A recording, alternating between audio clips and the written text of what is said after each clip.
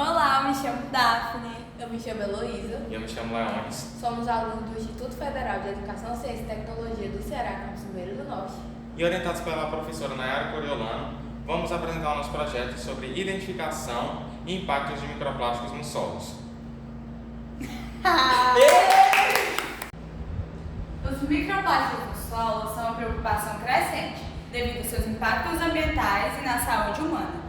Essas partículas plásticas com menos de 5 milímetros de tamanho são provenientes da fragmentação de produtos maiores ou de fontes primárias, como a de cosméticos. Além disso, os microplásticos têm se filtrado facilmente em diversos ecossistemas, permeando o ar, a água, o solo e até mesmo os seres humanos. Mas quando se discute os efeitos negativos trazidos pelo plástico no ambiente, é comum associarmos a poluição de microplásticos no oceano. Porém, uma área bem menos explorada, mas igualmente preocupante, é a presença de microplásticos no solo, uma vez que é uma das principais fontes de poluição terrestre e sua presença afeta na composição bioquímica do biossistema.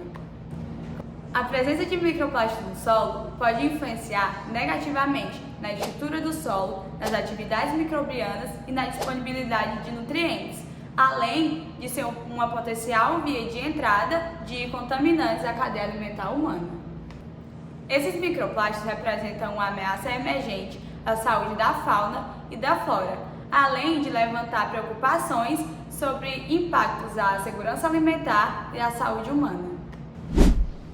Nesse contexto, o nosso projeto tem como objetivo geral expandir os estudos sobre impactos de microplásticos no solo e, como específico, desenvolver um método que seja capaz de identificar partículas de microplásticos no solo. Dessa forma, a nossa hipótese é, a partir do método desenvolvido, identificar partículas de microplásticos no solo e os impactos causados por eles, para que haja uma conscientização dessa problemática. E para atingir nossos objetivos, o método possui adaptações na remoção de microplásticos associados a sedimentos de água doce. A metodologia ela foi dividida em duas partes. A primeira diz respeito à validação do método e à quantificação dos microplásticos. A segunda diz respeito ao uso desse método em coletas de solos que posteriormente serão coletados. Para a parte 1 foram selecionados 4 tipos de plásticos, sendo eles o PET, que um exemplo pode ser a garrafa PET, o PAD, que um exemplo pode ser a sacola plástica, o PP, que um exemplo pode ser as colheres plásticas, e o PS. Esses 4 tipos de plástico foram selecionados primeiramente com base no uso da população mundial e, consequentemente, também na poluição mundial. O primeiro passo consiste no preparo da amostra, em que foram pegos 100 gramas de solo e neles foram adicionados 0,08 gramas de um tipo de plástico. O segundo passo consiste na adição de 200 ml de uma solução de sacarose com concentração de 0,5 gramas por ml. O terceiro passo consiste na peneiração dessa amostra, em que essa amostra foi passada por peneiras com tamanhos entre 1,6, 1, 0,5 e 0,09 milímetros. O quarto passo trata-se da extração, em que essas partículas foram transferidas das peneiras para placas de pedra, que nesse passo foram utilizados pinças, agulhas e luvas. O quinto passo consiste na limpeza da amostra, em que essa amostra foi passada por uma bomba a vácuo e funil de placa porosa, pois dessa forma iria livrar o açúcar residual e algumas impurezas. O sexto passo trata-se da catação, que nesse passo foram removidos possíveis impurezas e sujeiras que poderiam conter na amostra. O sétimo passo trata-se da contagem dos microplásticos e a taxa de recuperação pela seguinte equação. Após os resultados obtidos na parte 1 do processo da metodologia, foi criada uma tabela para ajudar a organizar e detalhar melhor esses resultados.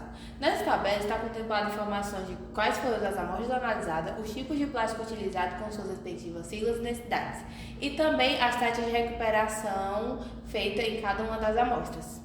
Assim, a análise realizada nos testes evidenciou que a metodologia de separação por densidade utilizando a solução de sacarose tem uma alta eficiência na identificação dos microplásticos. Bom, e com toda essa problemática, podemos concluir que o estudo do microplástico é importante para entender quais impactos eles podem causar e como podemos identificar de forma segura e prática. Vale ressaltar que os resultados obtidos nessa pesquisa serão divulgados para que políticas públicas possam ser implementadas visando minimizar essa problemática. Gostaríamos de agradecer ao IFCE Campus Ribeiro do Norte, onde está sendo desenvolvida essa pesquisa, e a você por assistir esse vídeo. Obrigada!